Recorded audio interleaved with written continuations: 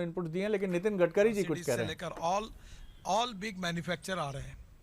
अब हम लोग electric, ethanol, methanol, biodiesel, bio CNG और हाइड्रोजन फ्यूल सेल को भी इनकरेज कर रहे हैं। और कल अभी आने वाले 4-5 दिन में, अगले सप्ताह में शायद मीटिंग तय हुई है।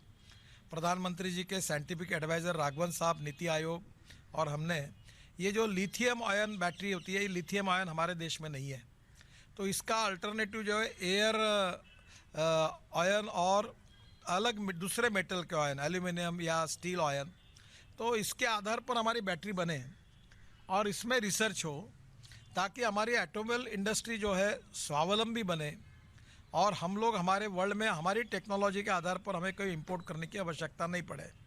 तो अभी पहली बात तो ऐसी है कि हमने लिथियम आयन बैटरी हमको इंपोर्ट करनी पड़ती है, तो इसका भी काम हमने शुरू किया है। ये जो स्क्रैपिंग पॉलिसी हुई है, इसमें 51 लाख लाइट मोटर व्हीकल जो है, जो 20 साल से पुराने हैं, ये स्क्रैप हो जाएंगे।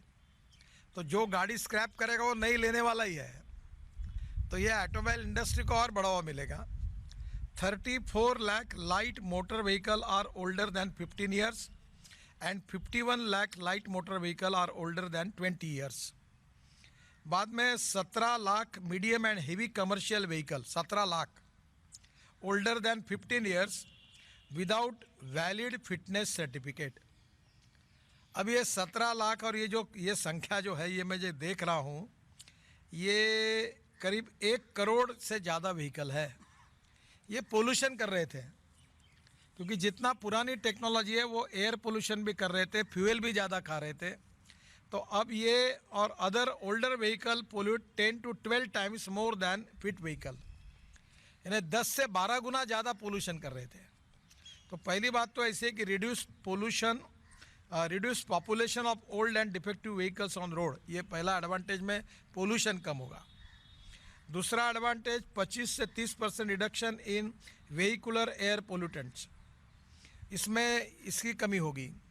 तीसरी बात, improved road safety, newer vehicle meet road safety standards because of improved material and vehicle technology. इसमें फ़ायदा ये होगा कि जो स्क्रैपिंग होगा तो स्टील, रबर, एल्यूमिनियम, कॉपर जो वेस्ट निकलेगा, अभी हम लोग कॉपर इंपोर्ट कर रहे हैं, एल्यूमिनियम इंपोर्ट कर रहे हैं। और मैं आपको पहले बता चुका हूं कि हमने हमारे पोर्ट का, मैं जब मंत्री था तो ये इसी के लिए 18 मीटर ड्राफ्ट बढ़ा है। तो दुनिया का भंगार 2 लाख टन के शिप में अपने यहाँ आएगा, वो बहुत सस्ता आएगा, थ्रोइंग प्राइस पे आएगा। और फिर उससे हम लोग सेग्रीगेट करेंगे मेटल को, एल्यूमिनियम, कॉपर, प्लास्टिक, रबर, और फिर उसका रिसाइकलिंग करेंगे। तो जो स्पेयर पार्ट्स 100 रुपये में मिलता था, वो 60 रुपये या 65 रुपये में बनेगा। तो वर्ल्ड के कंपटीशन में हम लोग सबसे सस्ते होंगे और इसलिए ये इंडस्ट्री हमारे यहाँ बढ़ेगी। इसमें मटेरियल, इसके कारण फ्यूल इफिशिएंसी बढ़ेगी। मैं जब कॉलेज में था तो स्कूटर मैंने खरीदी की थी, तब 32 किलोमीटर इन्हें अच्छा एवरेज समझ रहा था मैं। बजाज की स्कूटर मैंने ली थी और कहता था कि मेरी स्कूटर का एवरेज 32 है। अभी जो बाइक आप यूज़ कर रहे हैं वो 80 किलोमीटर तक गई है। तो इसका मतलब ये जो पुराने सब जाएंगे और नए आएंगे, तो इसमें जो इंपोर्ट है 8 लाख करोड़ का, वो भी कम होगा, पोल्यूशन भी कम होगा, फ्यूल इफिशिएंसी उड़ गई और लाइट वेट व्हीकल है, इसमें टेक्नोलॉजी बदली हुई है। Reduce fuel consumption and foreign का जो अपना फॉरेन डॉलर में जो है, फॉरेन का अपना ये डॉलर है, वो इसमें बचेगा। Newer heavy commercial vehicle are 3 to 6% more fuel efficient, ये ट्रक वगैरह में काफ़ी इसमें फ़ायदा होगा। और improved safety features such as air bags, ABS and crash norms.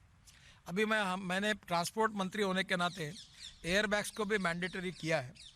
तो ये मुझे लगता है ये सब फ़ायदा होगा। इससे करीब 10,000 करोड़ की नई इन्वेस्टमेंट आएगी और करीब 50,000 नए जॉब क्रिएट होंगे ये स्क्रैपिंग पॉलिसी के कारण।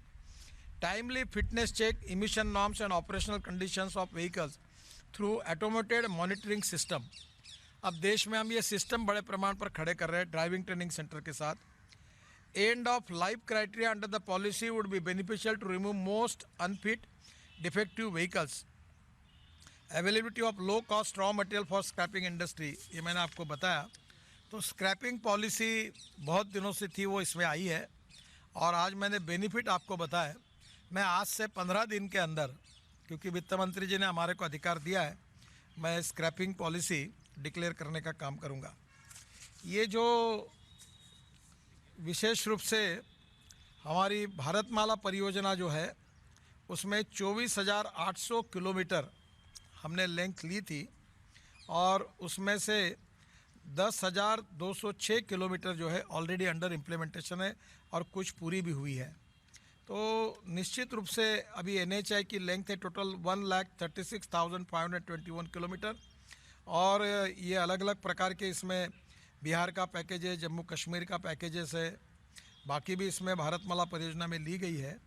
तो ओवरऑल मेरा विश्वास है कि देश का जो इंफ्रास्ट्रक्चर है, आज आप देख रहे हैं, वैसे मैं जब मंत्री बना तो उस समय से आज के 5 साल में मोदी जी के नेतृत्व में करीब 50-60% इंफ्रास्ट्रक्चर सुधर गया है और इस 5 साल में हमारा रोड इंफ्रास्ट्रक्चर इंटरनेशनल स्टैंडर्ड के बराबरी में होगा और कुछ हमारे 22 ग्रीन हाईवे जो बन रहे हैं वो इससे भी बेटर बनेंगे, जो वर्ल्ड स्टैंडर्ड के बने हैं। जैसे अभी आप में से बहुत से लोग हमारे 16 लेन रोड पर जाते हैं जो आपका दिल्ली मेरठ का पार्ट है, तो आप में से बहुत लोगों का टाइम पीरियड सवा घंटा जो आते थे यहाँ पार्लियामेंट तक आने के लिए वो 15 मिनट में आने लगे हैं और दिल्ली मेरठ अभी हम लोग 2 महीने में शुरू करेंगे, तो जो 4 घंटे लगते थे वो 45 मिनट में। तो ऐसे 22 ग्रीन हाईवे है, तो ये रोड सेक्टर में तो काफ़ी बदलाव हुआ है और ये जो नेशनल पाइपलाइन जो बनी है इंफ्रास्ट्रक्चर की,